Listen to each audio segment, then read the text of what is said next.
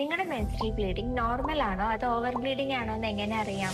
ഒരു menstrual bleeding 7 ദിവസത്തിൽ കൂടുതൽ നിൽക്കുക, അല്ലെങ്കിൽ ഒരുപാട് ക്ലോട്ട്സ് ഉണ്ടാവുക, അല്ലെങ്കിൽ 1-2 മണിക്കൂറുകൾക്കുള്ളിൽ പാഡ് ചേഞ്ച് ചെയ്യേണ്ടി വരിക, അല്ലെങ്കിൽ ബ്ലീഡിംഗ് കാരണം നിങ്ങൾക്ക് ക്ഷീണം, തളർച്ച, തലകറക്കം ഉണ്ടാവുക, നിങ്ങൾ പിന്നെ ഡെയിലി ആക്ടിവിറ്റീസിൽ തടസ്സം വരികയാണെങ്കിലാണ് നമ്മൾ ഓവർ ബ്ലീഡിംഗ് അല്ലെങ്കിൽ മെൻസ്ട്രേച്ചി എന്ന് പറയുന്നത്. ഇതിന്റെയൊക്കെ കാരണം നമ്മുടെ ഈ PCOD, എൻഡോമെട്രിയോസിസ്, ഫൈബ്രോയിഡ്, പിന്നെ ചില ഡെഫിഷ്യൻസീസ്, പിന്നെ നമ്മുടെ മെയിൻ കാരണം മെന്റൽ സ്ട്രെസ്, ഇതൊക്കെയാണ്.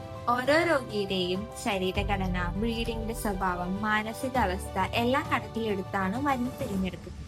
സൈഡ് എഫക്റ്റ് ഇല്ലാത്ത വെരി എഫക്റ്റീവ് അഫോർഡബിൾ ആയിട്ടുള്ള ട്രീറ്റ്മെന്റ് ആണ് നമ്മളിവിടെ നൽകുന്നത്. ഇവിടെ നമ്മൾ ഡോക്ടർ പെരേരാസിൽ ഈ ബ്ലീഡിംഗ് നിർത്തുന്നതിലുപരി ഇതിനൊരു കാരണം ഉണ്ടാകട്ടെ അത് കണ്ടെത്തി അതിനെയാണ് നമ്മൾ ട്രീറ്റ്മെന്റ് ചെയ്യുന്നത്.